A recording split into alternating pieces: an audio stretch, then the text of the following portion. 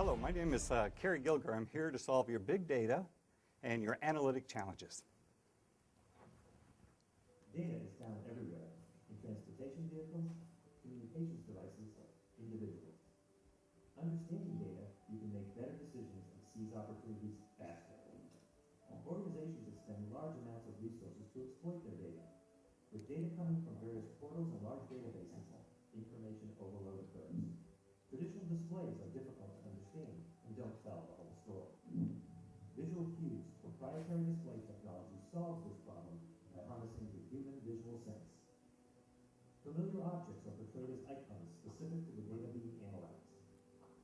Icons change color or visibility according to predefined thresholds. Data can be understood equally by both management and analysts with no need for technical translation. This visual mashup of data is called the visual cue tile. The tile can be applied to different environments such as people, processes, or physical assets. When you see data as it happens, you can do things you otherwise couldn't. Each tile represents an individual asset. The user quickly understands huge amounts of data with little to no training. By sorting, grouping, and filtering the data, it's easy to determine issues with assets or related personnel. The technology can show chronological and geospatial aspects as well, quickly highlighting points of interest. Simplicity, understanding, transparency. The art of business intelligence. So we talked about simplicity, and I'd like to start off there first. I'm going to give you a few examples of some clients that we've installed the system into. One of the first clients was Pizza Hut, and we turned around and installed it in the call centers.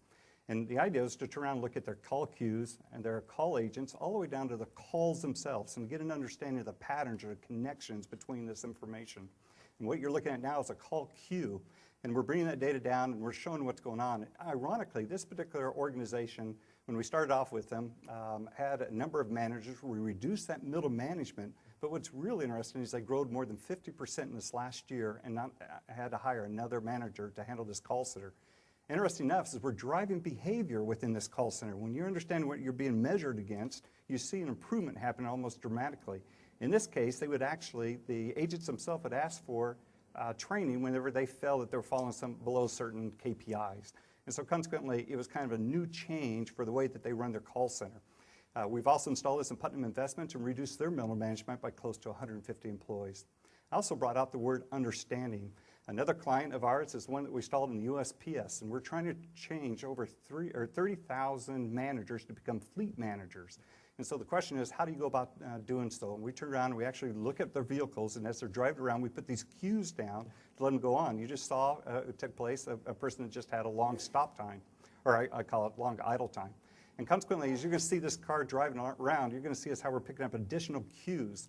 What was interesting is we put a value to each one of these behaviors. And so when one of these trucks actually drive back into the post office and they got a figure on it of $82.50, what type of behavior do you think you're driving out of that manager?